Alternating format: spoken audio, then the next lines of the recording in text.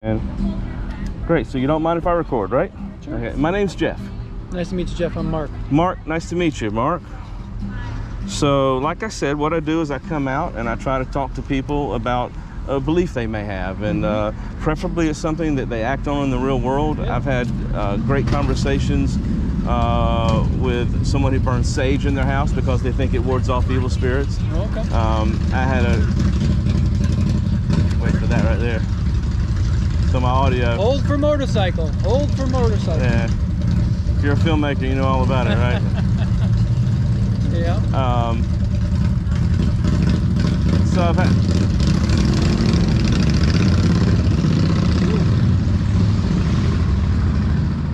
So like I said, I had a great conversation with someone to burn sage. I've had a conversation with a gentleman who thought the Book of Mormon was true. Okay. And I've had a conversation with a gentleman who said that caffeine should be regulated like nicotine. I've had a conversation with a person who said that the coronavirus is fabricated. Okay. And not a real thing and not a danger. And I've had conversations about the vaccine, so it's kind of open, political. People, I've had God belief discussions with people, a higher power or a particular God belief. And so, do you have a claim that you hold, that you act on, that you know? Well, I do. I'm a believer. I believe in God and Christ is my Lord and Savior. Okay. But that's, I'm pretty open in the sense that, I'm not really denominational. Right. So I really just kind of stick to Jesus, and I'm not really preachy about it, but my filmmaking is very spiritual. Okay. Something that came to mind is I do think that cannabis is medicine, and Okay. it should be legal completely. Okay. And absolutely. Would you like to explore your God belief with me, or would you like to explore the cannabis I kind topic? of put them together a little bit. Yeah? From my research, I found that cannabis is actually in the Bible. Oh, okay. Yeah. Well, if we can narrow it down, Sure. Let me ask you this. Does one hinge on the other? If you found yourself not believing one, would the other one fall to the wayside? Is there one that's dependent on the other? No, I feel that God created cannabis, but I also feel like, God created all the herbs on the planet for our benefit and for medicine. Okay. So maybe we could start with the God belief and go from there. Sure.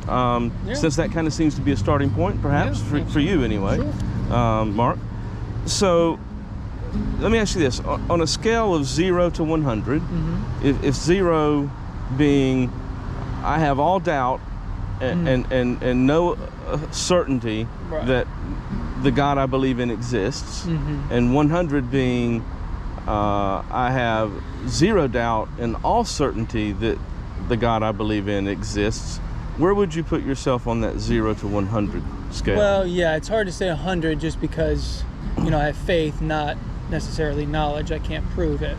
But I would say 99.9. Okay, so you're 99.9%. That's really high. I mean, that's like you're really confident. Yeah. I admire your willingness to be that confident in your belief. I really do. But if you had to think about it and narrow it down, Yeah. what would you say would be the main thing, the main reason that you have that 99.9% confidence? What's the one thing that makes you most confident that your God belief is true? I've had personal revelation. Personal revelation. My body, mind, and spirit have transformed.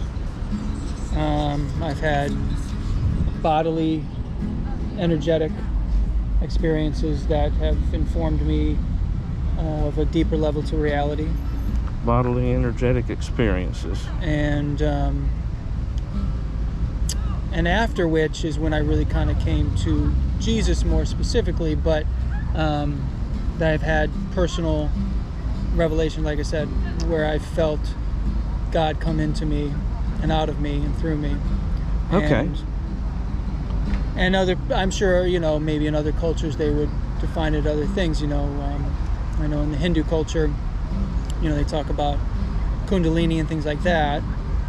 But I've had those types of experiences, but from a Western perspective. But it's all led me back to Christ. So it is something where I've had the experiences of feeling and knowing that there is more to reality than what we see, feel, touch, hear, taste. Feeling and knowing. Okay. But I've had experiences that very few people from my research have had. Okay. And so those experiences have informed me and informed my beliefs. Yeah. So I think what I hear you saying, and correct me if I'm wrong, I don't want to put words in your mouth, that your personal experiences were the start of your belief in let's just say a higher power, and your continued journey led you down the path to conclude that Jesus and Christ is the one true God. Is that fair? Like Michael Jordan is the greatest basketball player ever, I believe Jesus to be the greatest man, woman, or child sent by God. Okay. And him incarnate. You mentioned a Hindu a minute ago, Yeah. and that was interesting to me.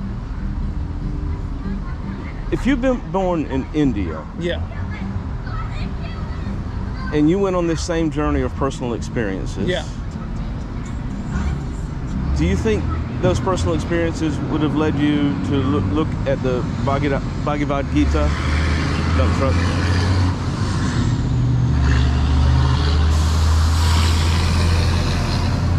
Do you think those personal experiences Sure. would have led you to look at the Bhagavad Gita and conclude that Vishnu was the true God?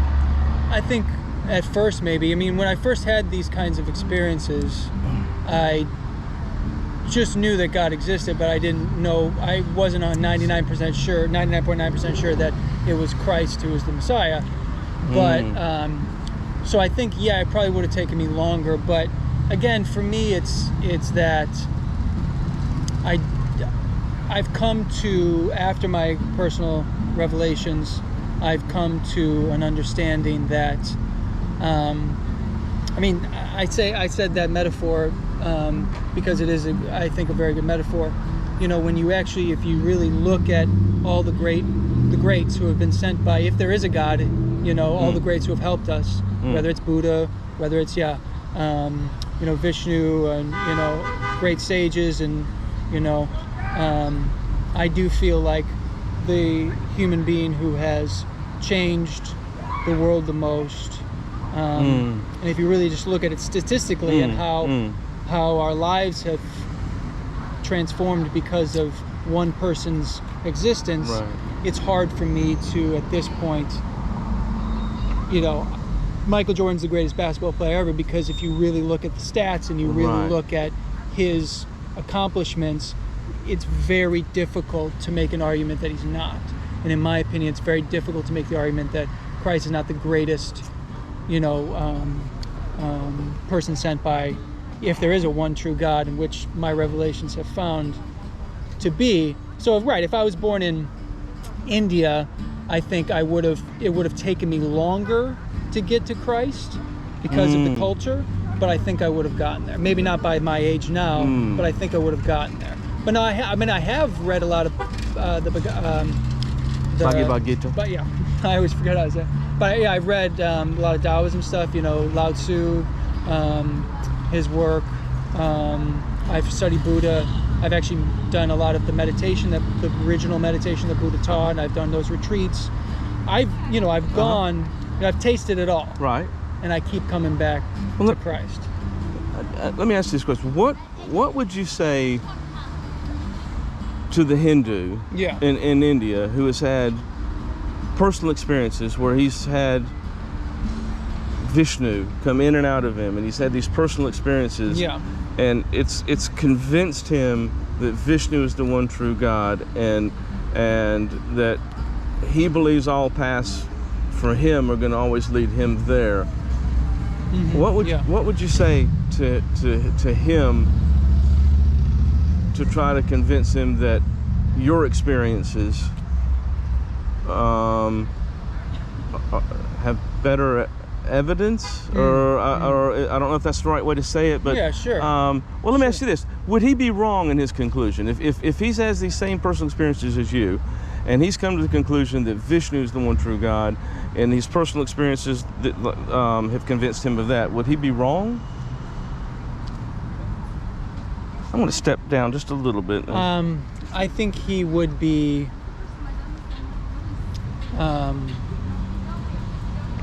I think he would have partial truths, in the sense that I mean, I don't walk around trying to convince anybody of anything. No, I'm trying to understand. That's yeah. So I think what I would say to that person is,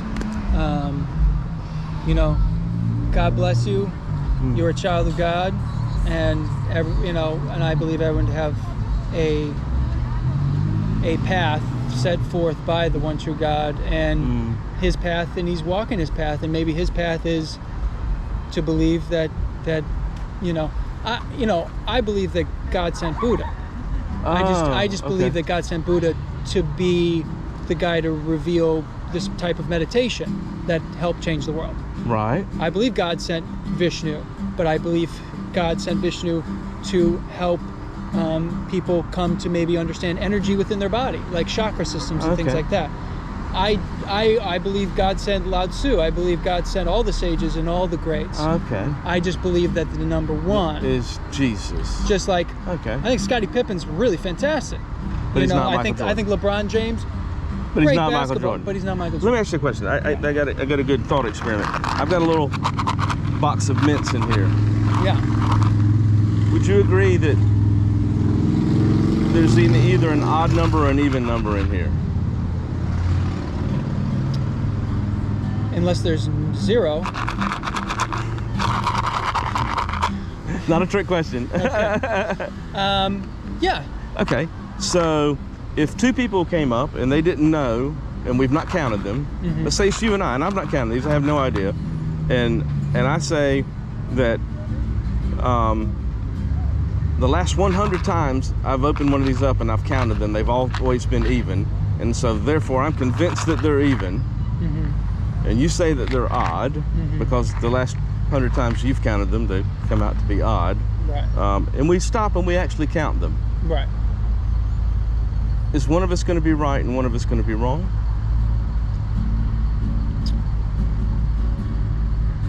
Well, mathematically, yes. So, is it possible for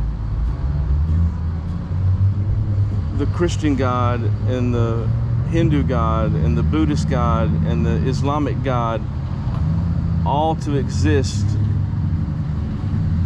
or are those mutually exclusive in some ways?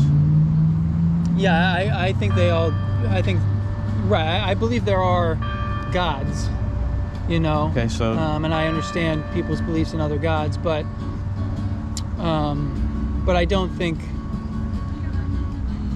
again, if somebody said LeBron James was the greatest basketball player ever, it's not that they're wrong, it's that they, I think, have interpreted the information, the math, incorrectly. Interpreted it. So just like to say, yes, there is either an even number or an odd number in there, but I don't think your soul's going to hell because you said it's even and it's actually odd. Okay. I think you're on a path that God has set forth to you, and right now you think it's even if it's odd. So all paths lead to the same place? Is that what you're saying?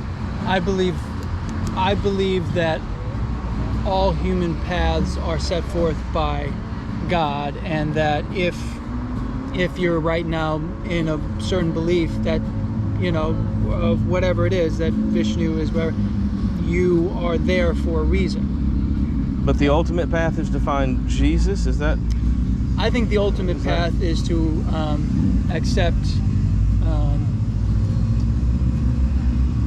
I believe that the ultimate path is to accept that there is truth, goodness, beauty, love, and that the main important thing in order to get into what we would call heaven is to be open to capital T truth.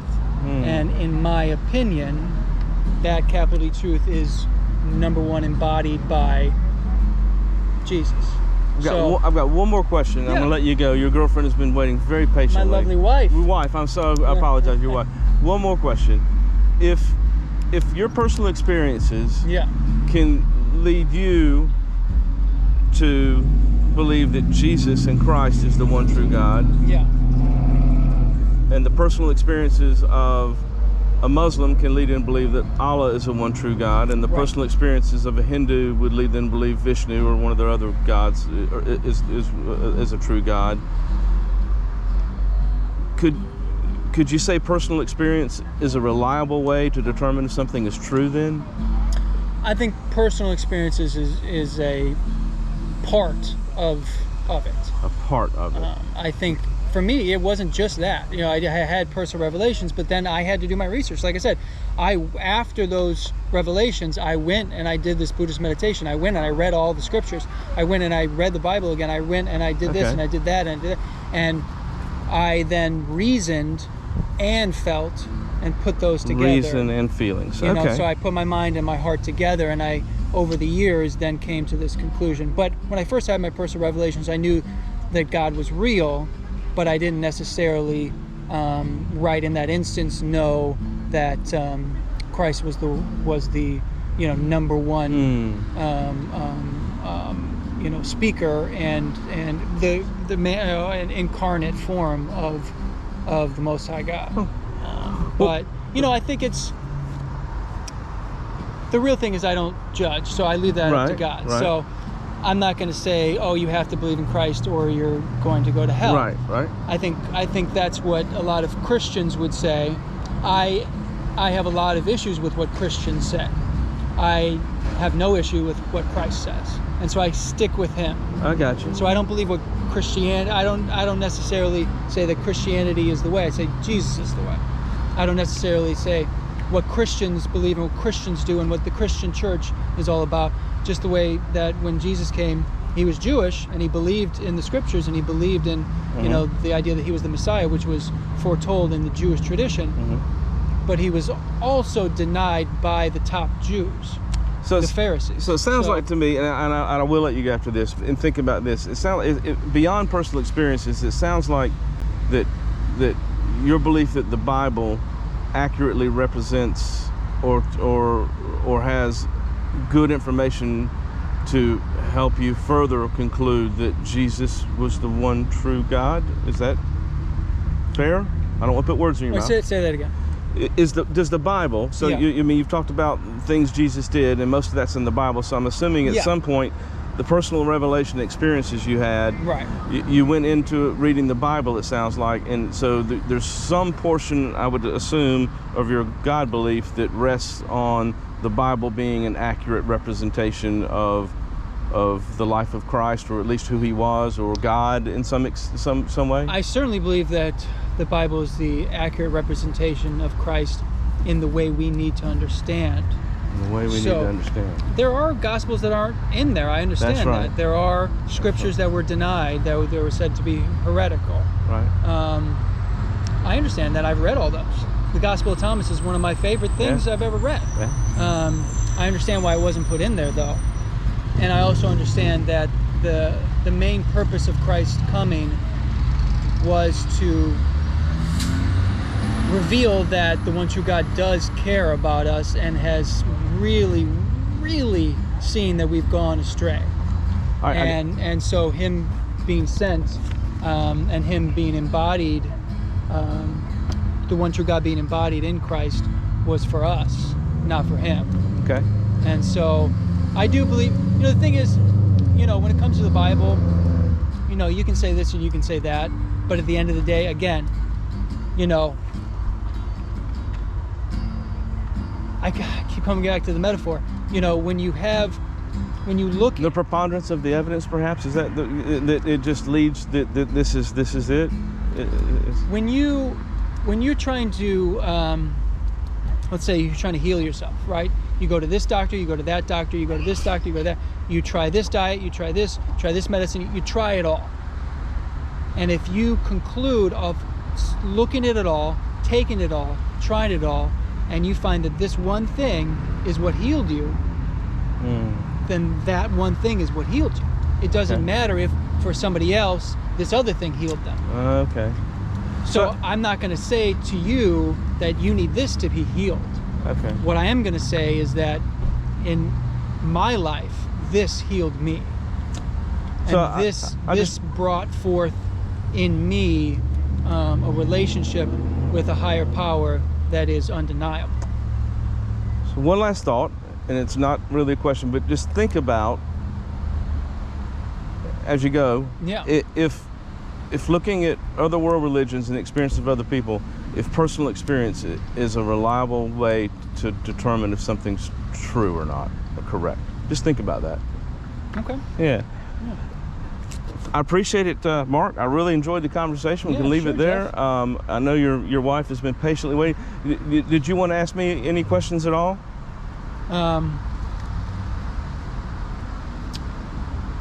When are you putting this up?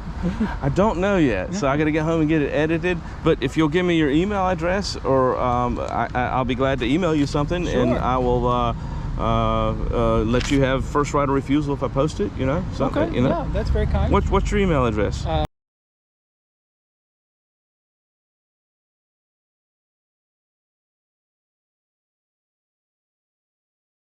Appreciate your time. Hopefully you'll see me out here again, and I'd love to have another conversation with you. Well, we're just visiting right now. Oh, okay. Our family lives here in Somerville, and we're just visiting. All right. Yeah. So, any other questions for me? You asked at the beginning where I stood on anything. If you want to ask me about anything, I'm more than happy. Sure. Well, what are your religious beliefs, if any? On that scale of 0 to 100 that I proposed to you, that you said you were 99.9%, I would put myself at about a 3 or a 4 on that scale. I'm not saying that no gods exist. Yeah. I'm saying that I've not been convinced by any of the evidence that I've seen to give me reason that I should conclude that any gods exist. And I will make the disclaimer that I was a devout evangelical Christian for 40 plus years. Gotcha. So. Well, what I would do is smoke some weed. I wish I could. I wish I could. Okay, edibles. I have a security clearance. I can't do that. Oh. Yeah. So I wish I could. Gotcha. Yeah. What do you mean a security clearance? I work for the Navy. Yeah. So gotcha. yeah. Can't. There you go. Can't risk that. Mark, I really appreciate it. Thank you. Does this have something to do with the Navy? Nope. This is totally. This is just my personal hobby. That's something I like to do. If it was something to do with the Navy. No, not at all. My personal hobby. Thanks, Mark. I appreciate it. Yeah. Nice to talk with you. Well, no matter what you believe, bless you. Thank you. Have a good one. You guys got 5 minutes for an interview? Sure.